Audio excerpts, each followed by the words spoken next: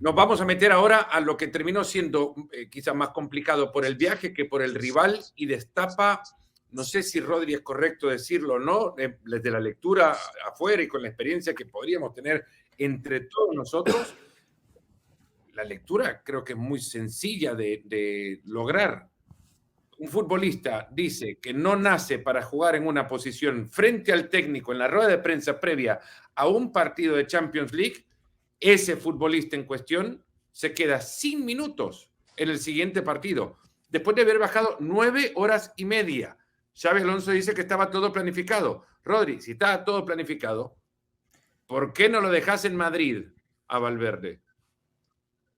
Es la gran pregunta y seguramente la pieza que nos falte para este puzzle tan complicado como es el caso Fede Valverde en los últimos días, ¿no? Yo conozco a Fede Valverde, conozco a Xavi, conozco lo que me han dicho durante los últimos días, tanto desde el Real Madrid como desde el entorno de ambos protagonistas, y te inciden en que para ellos no pasa nada, que estaba todo planificado, que estaba hablado y que lo del viaje pues era meramente por si había cualquier tipo de urgencia y Xavi necesitaba tirar de Valverde en algún momento del partido. Es lo que te cuentan. A partir de ahí que cada uno vea si se lo cree o no, pero lo que está claro es que yo sé que Valverde es un tipo muy callado, es muy tímido, más de lo que incluso parece, pero sí que es cierto que dentro del vestuario sigue siendo uno de los líderes. Y el hecho de que uno de los líderes en una rueda de prensa, antes de un partido, después de una derrota como la del Atlético de Madrid, diga eso, hay mucha gente que aquí en España lo ha interpretado como un reto, como una especie de medición a ver hasta dónde puede llegar Xavi con esa gestión de vestuario, que ya anticipo que es complicada durante toda la temporada, no solo el caso de Fede Valverde,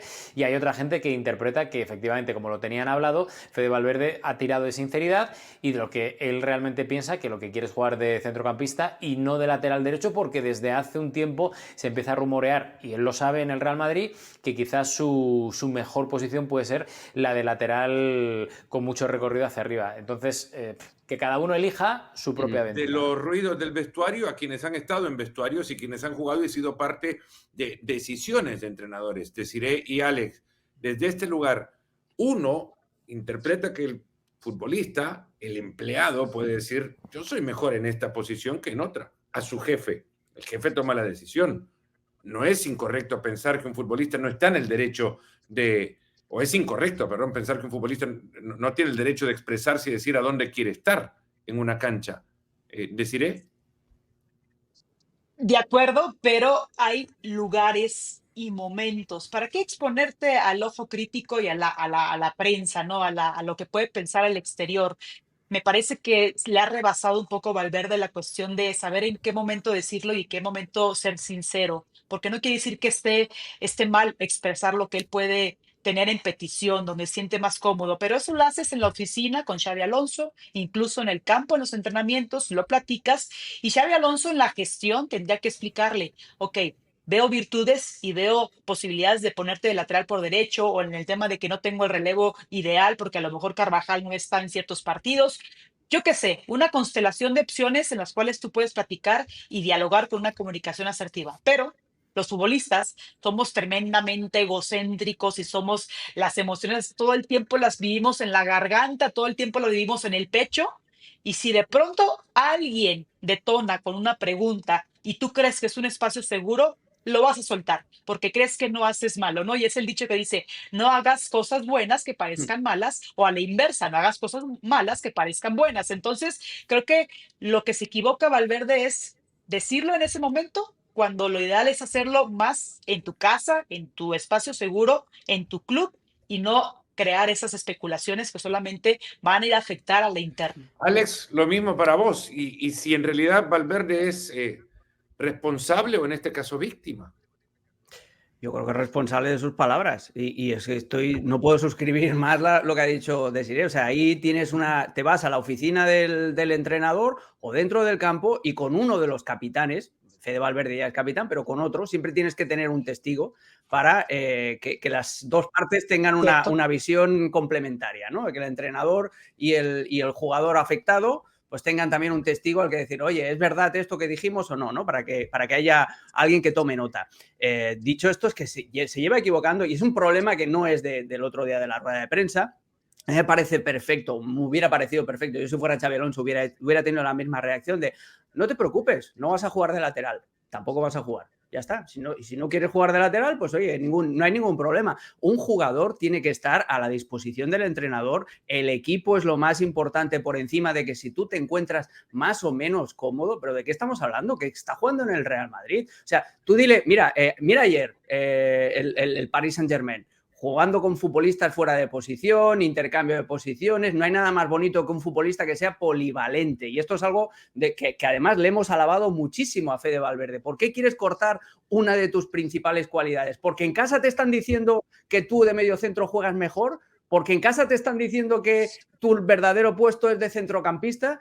Lo mejor, o sea, da igual. Si a estas alturas lo que necesitas es jugar. Tú dile a un futbolista como... Pregúntale a Luis Enrique, que en su día... Luis Enrique fue un jugador extremadamente polivalente. Lateral a los dos lados, media punta delantero, extremo por los dos lados, centrocampista. Tú dile a Luis Enrique, no, es que no quería jugar de lateral. Sergi Roberto, que ha jugado 1000 años en el Barcelona, ¿por qué jugaba? Por su polivalencia. Tiene que entender, Fede Valverde, que la polivalencia en su caso no es un castigo, sino que es una bendición. Y él mismo se está cerrando puertas. Vamos al partido, Barak.